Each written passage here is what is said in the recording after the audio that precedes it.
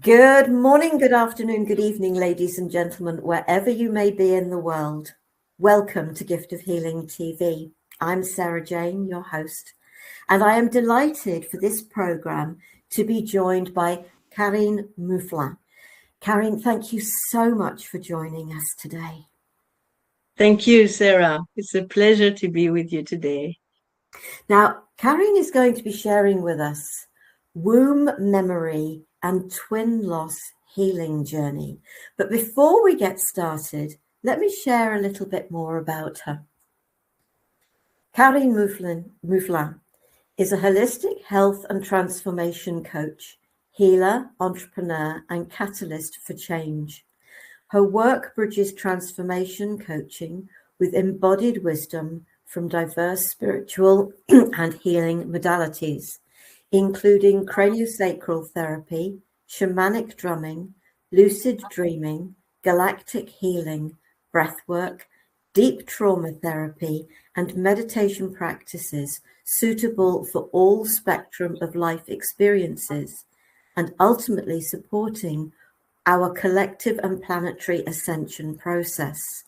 With over 15 years of experience in ICT project and leadership roles, Karine understands the pressure of modern professional life. Having navigated burnout and creative suppression herself, she supports individuals in moving beyond trauma and disconnection towards vitality, clarity, creative flow, and sustainable prosperity.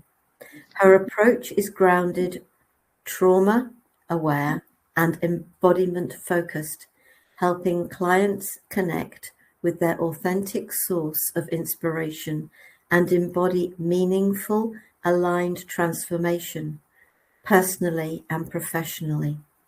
Karine's work sits at the intersection of holistic health, conscious leadership, and environmental awareness, offering a vision of well-being that honors both human potential and the planet. Karine, thank you so very much for joining us. I'm really looking forward to learning more from you. But share a little more about yourself, your journey, and why this topic is so important to you. Yes, so my journey, you could say, I started at the time of my burnout, you mentioned in my biography.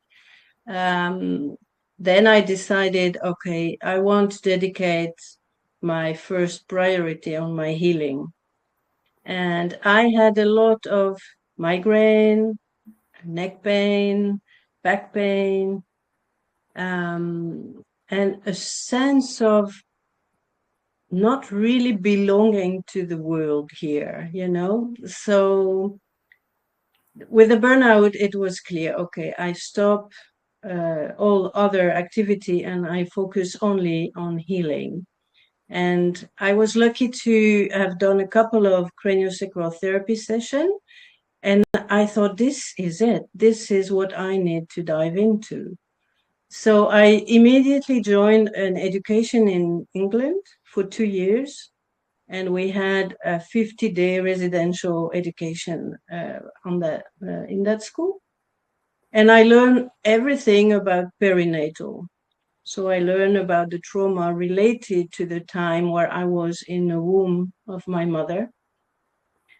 And I was aware of some issue around my birth, but I was not aware of the twin loss. So you have to see, in that time when I engaged in this education, I knew nothing about this theme. And in the third year in the Netherlands, during a workshop, one of the practice from the teacher was we were exploring the theme of craniosacral for family constellation, to look at where do we fit in our family system. And there was one practice which he called the twin hug. And then we went into a somatic preparation, relaxing the body, dancing, meditation, and then we opened the field and we started the twin hug. And in that moment, my body started to shake, my nervous system started to tremble, and I was completely overwhelmed with something took over my whole being, and I started to have tears, and I couldn't explain what was going because it was very, very deep. And at that moment, the teacher said, okay, well, this is an example of somebody who has had the experience of twin loss. And the body is now finally recognizing it through the hug, the twin hug. It was like the memory of remembering the other, and at the same time, my body responding to the separation and the mourning and the grieving that could never been witnessed before. So that's why it became a very personal theme to me. Bless you. Sort of thank you for sharing that. So you talk about womb memory, and obviously your womb is going to remember if you've had a twin or triplets or whatever. So how can people find out about it? What can you share about that? Yes. Well, the thing is, like in the introduction for this and the craniosacral approach, first of all, the idea is not to assume and to project it on other people, because the true healing is always to hold the space and let people come to what is happening here,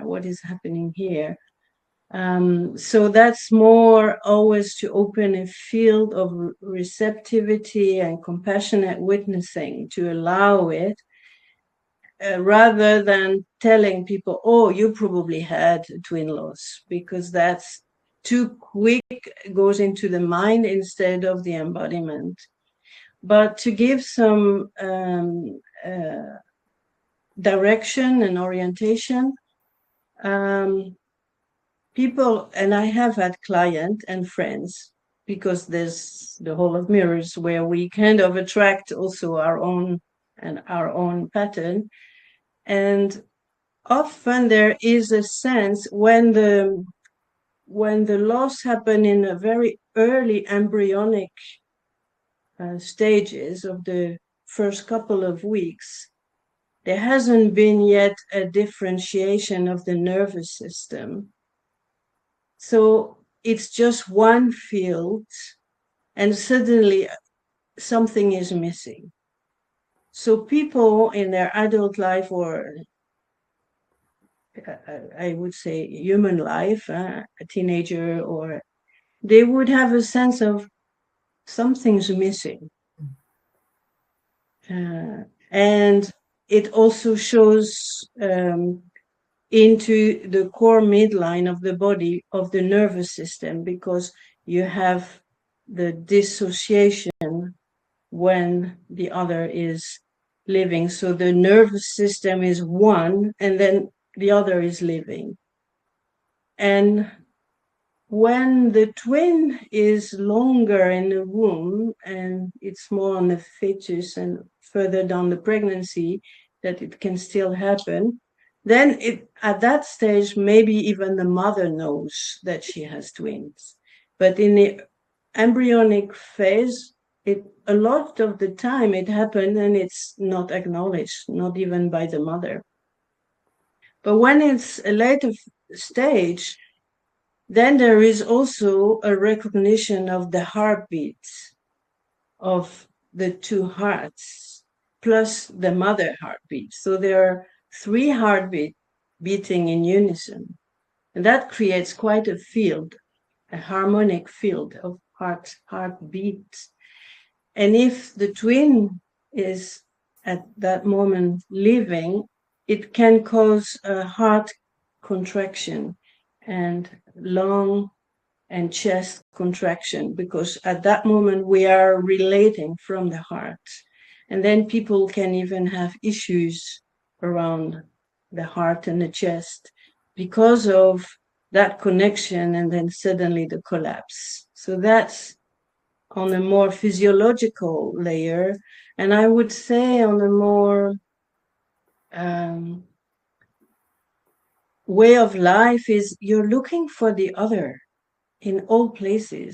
You're looking for your twin without knowing that, you're looking for your twin brother or sister. You're looking for your twin in relationship. You're looking for the other, the mirror, the bond that was there, So this is how it can show. And there's always, even when you're in a relationship, that you may think it's not quite that, because you are still looking for the memory of that early bonding. Bless you. Thank you for sharing. We've got people watching live. If you've got a question, please do put, or a comment, please do put it in the chat. The chat is there for you to do that.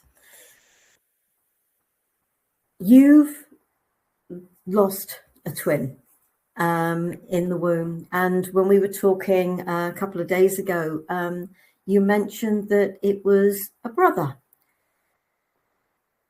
Do you want to share a little bit about how you found out? I know you sort of said it was, you obviously had that experience through the craniosacral, but did you find out it was a brother at that point in time or later? Later, because the theme has showed itself a few times in my healing journeys. And there was another moment where I was doing a Tibetan healing, and there was the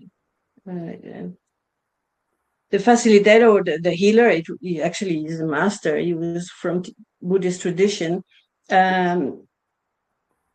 He was talking about, healing of the ancestors or the family and so on.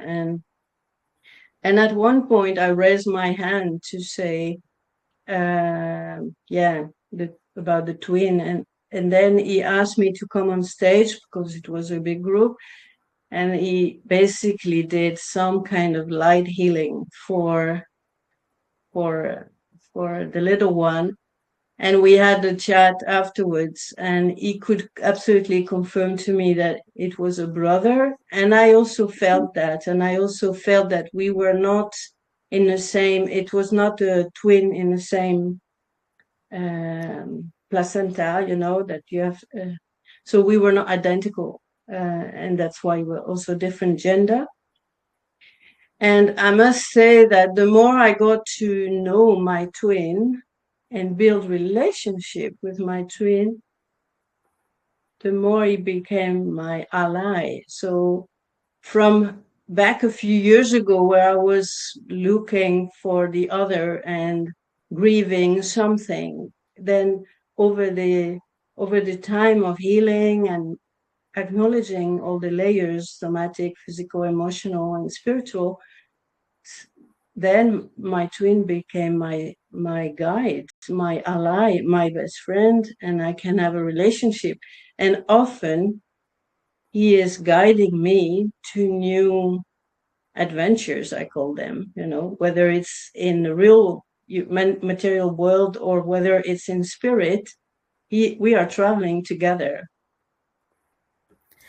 And I think that's it, isn't it? It's lovely that we still have a connection with those that have passed.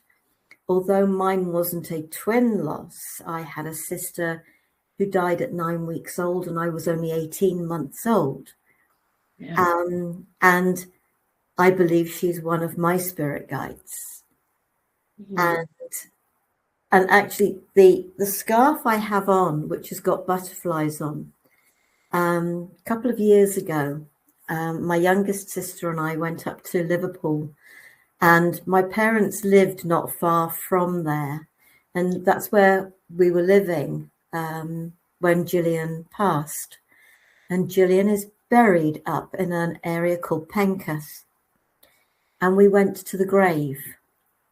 And while my sister was doing whatever she was doing in Liverpool the following day, I was wandering around and I was thinking, do you know what? I feel it's right to buy something for each of myself, my mum, my two sisters, just a little something from Gillian.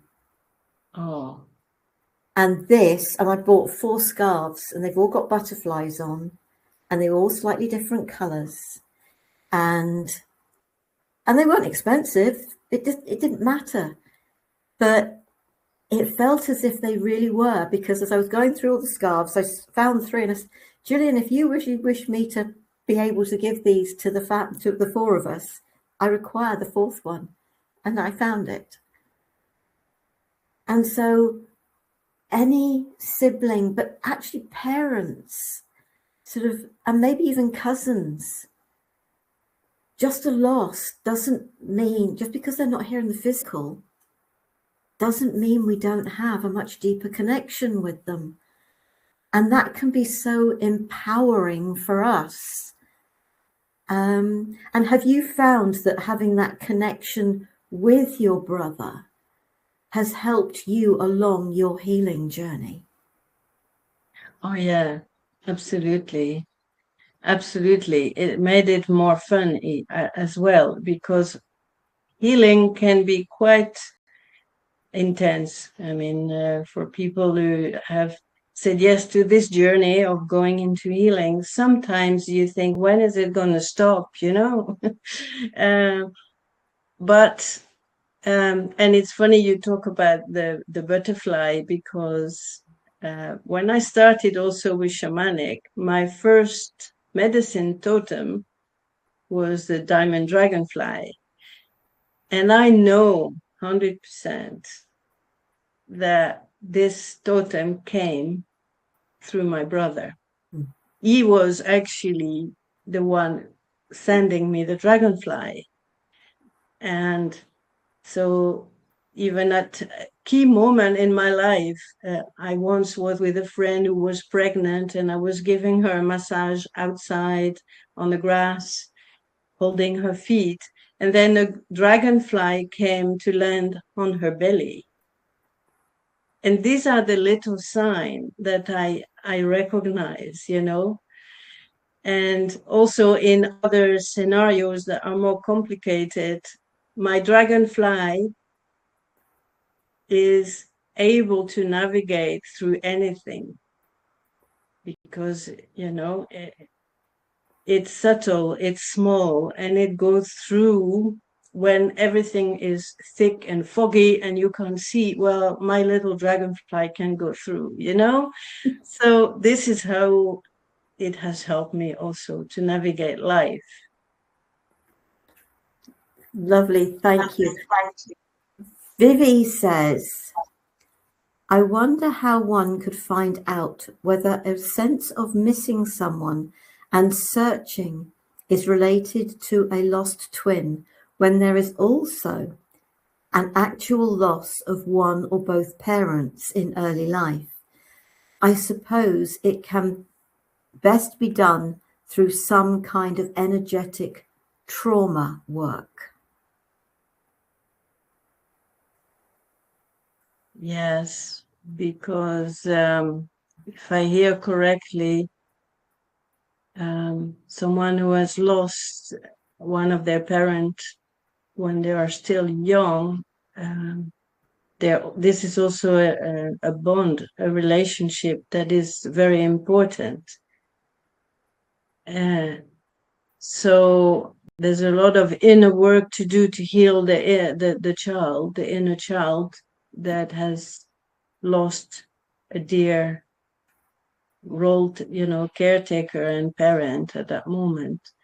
So yeah, to discern and differentiate, is the grief or the longing or the missing connected to a parent or a sibling.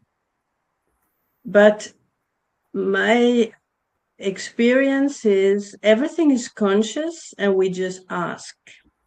Keep on asking the question. because the answer will come. So it will clarify through just the question. I hope, Vivi, that answers for you. You talk about craniosacral therapy as something I have experienced myself, and it's always given me massive clearings afterwards. Yeah, it's subtle but intense. I agree. Yeah. So, and you started your journey to do with the twin within craniosacral. So how did that help you, and how do you use that to support others?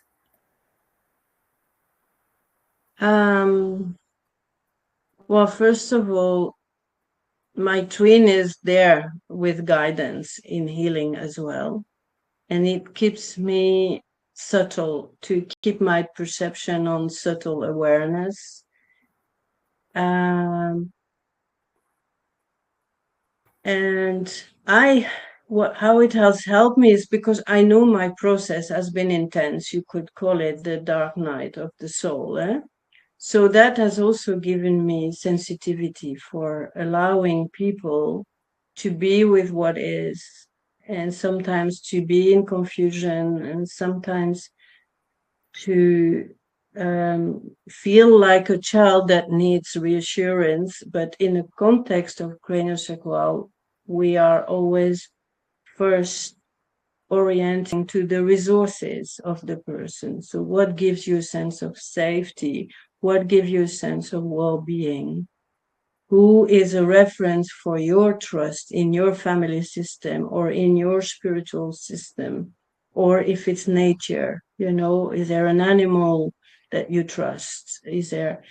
So this is why my relationship with my twin is a way that I can advise people what is your cherished resource for you. And all of these processes, they take time. It's not as much as we've done our work with ourselves, and it's taken us, and it's probably still taking us Yes. time to go through. We can, to a certain degree, maybe help. When I say speed it up, you may not take as long as us, but you've still got the process to go through, and you have to go through it one step at a time. It isn't a matter of trying to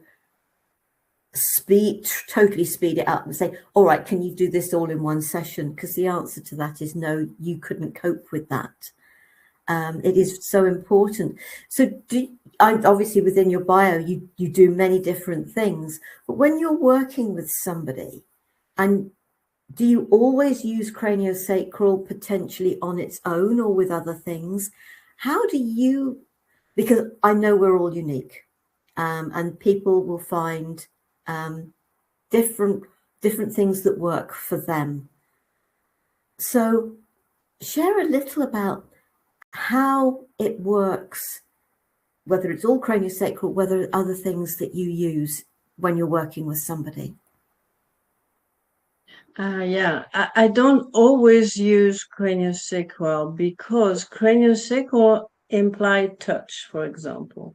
It's a light touch, people are still fully dressed. It's a non-invasive touch. But let's assume a client comes to me and is someone who's been sexually abused. Then touch will trigger all kind of trauma cascades. So I have to have the sensitivity to know what is the space, what is the respect that I need to bring into the field to create the trust. And also we call it the ritual of contact, which means sometimes no contact, because that's the level that needs to be honored. So, for example, I once had a young man young adult man who had been sexually abused, and he could not even look at me, eye to eye contact. But he was very clear. He said, I come here because I wanted trauma healing. So we started working with elements, so stones, and I have my shamanic drum also. And so I asked him first, based on what is his resource, what gives him a sense of trust, what gives him a sense of well-being. And based on that, I asked him to create his own medicine wheel by choosing 4 different stones that would be, let's say, his homework. And then when he came back on the next session, we started to do the healing based on the relationship with the stones, actually. So we were going back to down the earth, and working with the distance and the method in which can work for him. So I never know in advance. Every session is unique, and I don't try to imagine anything. Even when people tell me the story on an email or on the phone, I always start fresh from the moment, exactly as what does the moment tell us right now. I totally get that. When I'm actually, the less I know, the better. Yeah. Yeah. Because then my mind can't go into judgment. Hannah says, I am curious if there is a connection between the migraines and the twin loss. Yes, for me it was obvious. There was a session, and it is because it's in the formation of the tissue that the trauma happens when we are building the nervous system, and therefore there is a sharing, and then there is a loss, and the nervous system go into what I call sympathetic activation, which is like the trigger of the fight and flight or freeze. And in fact, before I even experienced the headache, I experienced a lot of freeze in my body. I was often very cold, and it's like I was not connected with my body properly, actually. And the more I deepen my relationship to the healing process, the more the symptoms showed, and the flaring of the headache and the body pain. And I remember, for example, when I wrote my first diary I started meditation, and I wrote first my diary, la, la, la. And I remember writing also all the tears I never cried. And then a few years later, I was crying every day for a few months because I was meeting all those layers of this bond, and then the mourning, but until you are not ready to meet those layers, it won't show. And so the headache is one phase of the symptoms. And what I say with people all the time is, as long as the symptoms keep on changing, that means you are healing. And if you get stuck on the system and it doesn't move, it's always the same, then I would say it's more a sign that something is stuck and we need to push through to create a transformation. Bless you. Thank you. And it is so important to give things time to settle between sessions. That's when I work with people in a very different way. And it's not necessarily to do with twin loss at all, but it is to do with trauma. If you don't allow the time for the growth, the changes, the release to settle, to become part of you, you can actually make things a lot worse for yourself. I remember somebody saying sort of, oh, I'd like it to book the next session. It was just like, but you haven't left it a month. And it's just, no. The universe took care of that and made sure they couldn't attend the next session because it was too quick. It's trusting the process. It is not pushing yourself beyond a point where actually you could do more harm than good. And you've got that sense, and it's working with people that have got that sense of understanding, of empathy. We've been through our own journey, and therefore we got a sense of that. Any thoughts or any suggestions to people? Because many people, and I suppose really this, if you can be at least starting your journey to explore, rather than being right at the very beginning of exploring anything like this, is coming to an understanding of yourself, of the feelings, of what's going on within yourself, and finding a base to work from, to then explore what works for them. Well, did you found craniosacral? That was where you started. Did you start from the perspective, because you said you didn't know that you'd got a twin at that point in time. So it was the migraines that started your journey. So then it's encouraging people, what is going on in your life, for you to look for what will help you and support you, that isn't necessarily going to a doctor for a tablet or a pill. It's about exploring what out there. And it's not necessarily about learning the technique, although with yourself you went and learned it, but experiencing the technique yourself first. Find yourself a practitioner. And you've talked about, so you use your shamanic drum within your sessions as well. Yes, actually, typically my session nowadays, because after my education in craniosacral, I was introduced to shamanism, and I work with many traditions, and this was also an opening field beyond this life, you could say, or beyond my life. It was also about ancestors healing and things like that.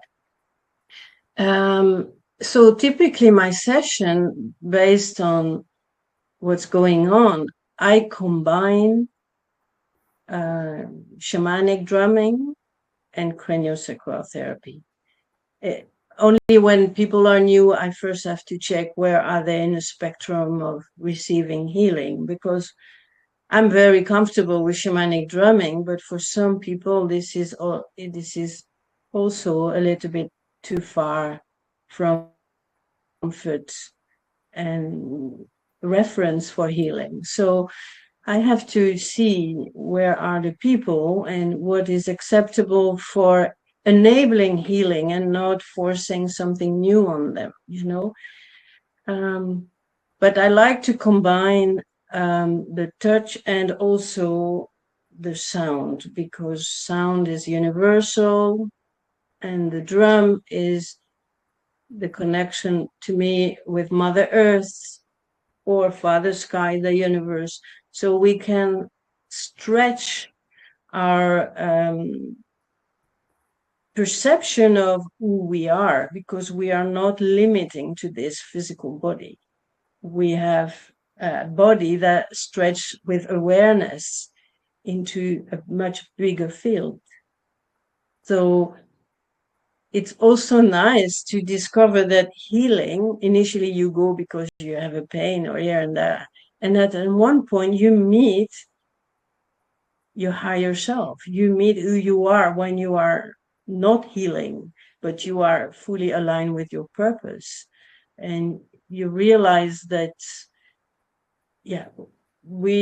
it's a journey of discovery of yourself, your true self. So I would say to people, don't be afraid to start the healing journey, because you will only discover your magnificence. Oh, 100%. I mean, sort of, I didn't understand what I was doing when I started. Like so many of us, I think. But I've always referred to it as my healing journey. And I think a lot of us use that as a term because it is a journey. And it can be so fulfilling.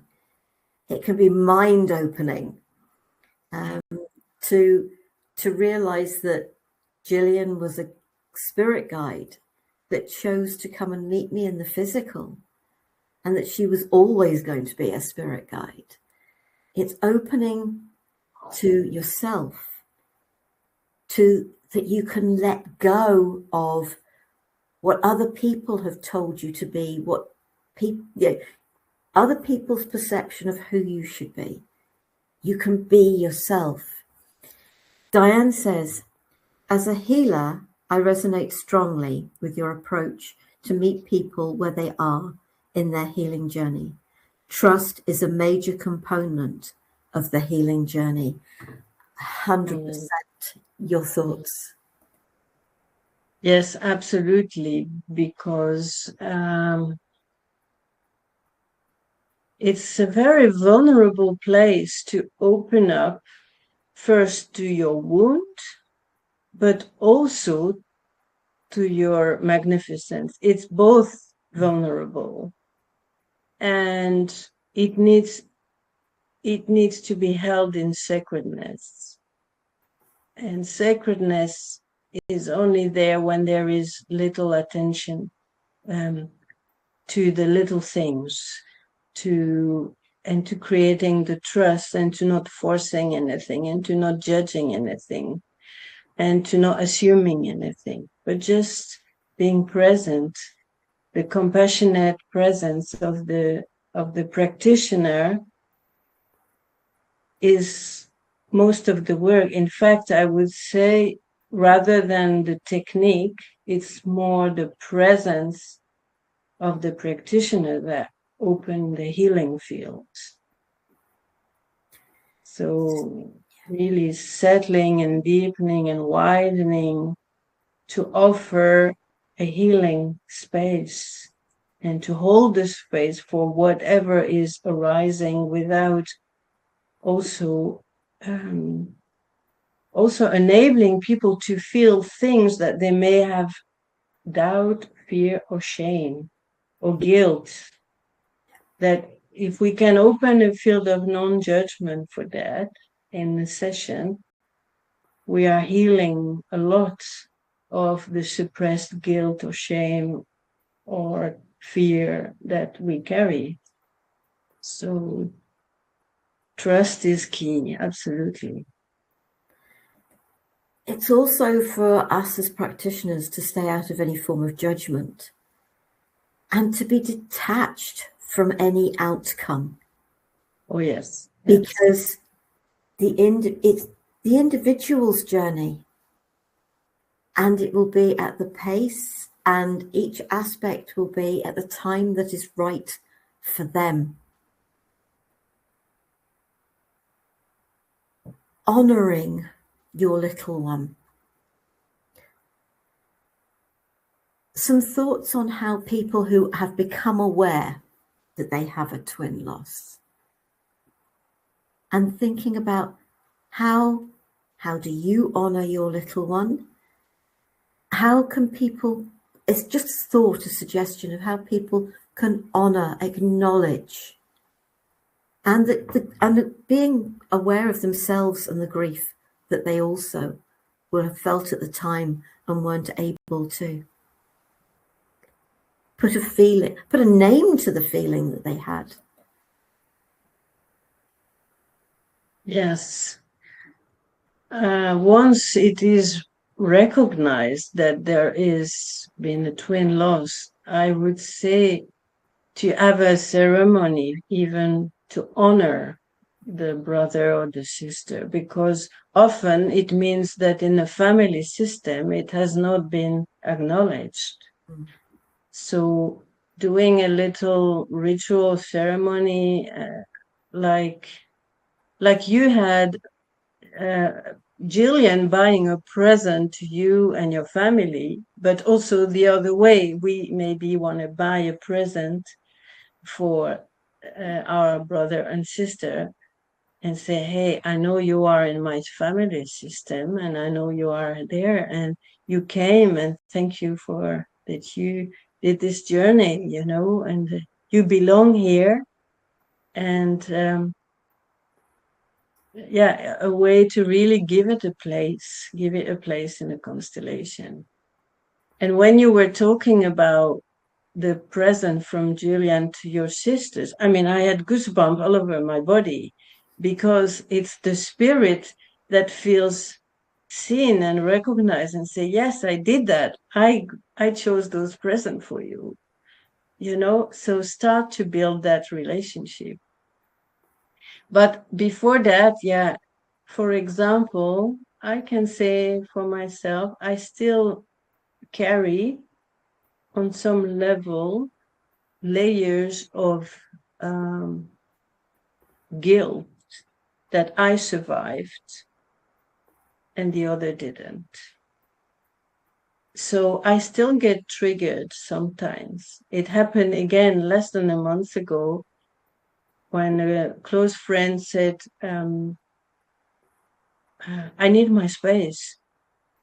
And then suddenly it hit me deep, because in my somatic experience, if the other say, I need my space, and if I don't give the right space to the other, it might die.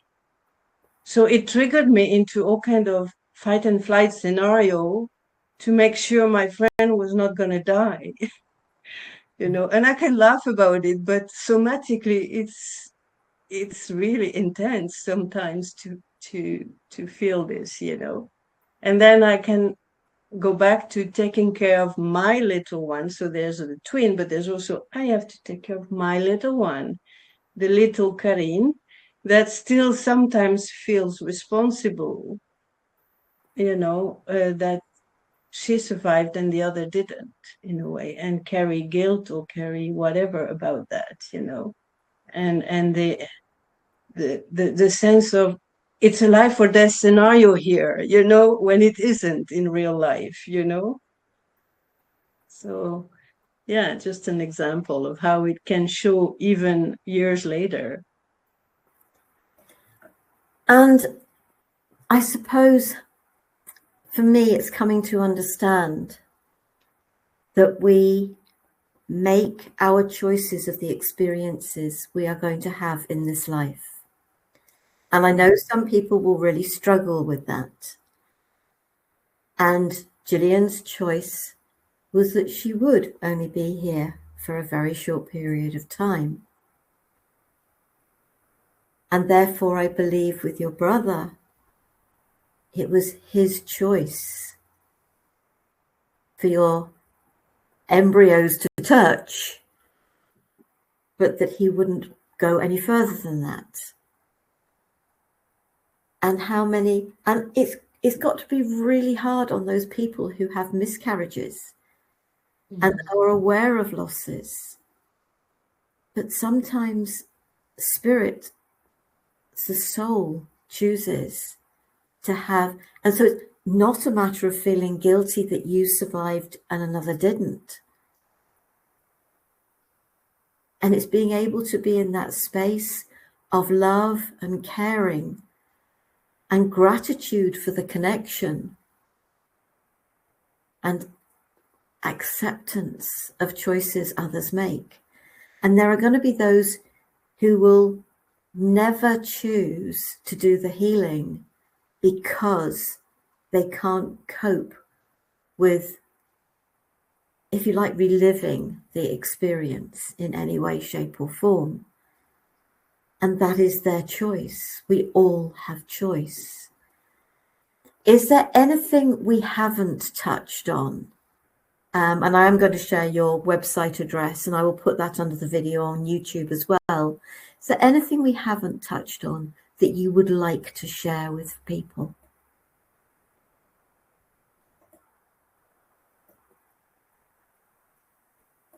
What comes to mind is just the sense of you are never alone. And the more healing I have done, the more I have connected with the spirits beyond the veils. And not only family spirits and ancestors and siblings, but also beyond, all the beings that are there supporting us on the journey and enabling us to be a channel for this ascension. And my belief is that every healing that is done, I work on one-on-one mainly. I sometimes have also retreat and group, but not big. But most of my sessions are one-on-one. But my feeling is that if I do this one healing very good, how many other beings are being healed in the process? Because it's like holographic. It's like we work on a theme, like this was a theme of the twin, and maybe by me going through this healing journey, I help many more to ease the process of finding out. So this is also the realization that we are never alone, and there are many healing us that we may not know about. Bless you. Thank you so much. It's been fascinating. Thank you for sharing as much as you have. Folks, if you are interested in learning more about what Karine does, please go to her website, www.Karine, that's good, INEMOUFLIN. It's in the chat, and as I said, it will be under the video on YouTube if that's where you are watching. Karine, thank you so very much. It has been really interesting and something I'd heard about but not really explored in the past. So thank you so much. And thank you to those of you that ask questions as well. We love to have that interaction, and I hope that it has supported you and everybody that listens to this. Thank you, Karine. Thank you. Next week, we have a Today's Conversation program for you.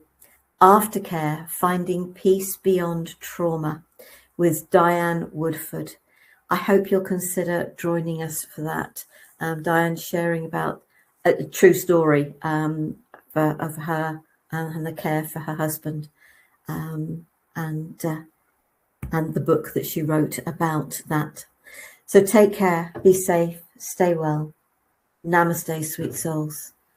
Bye.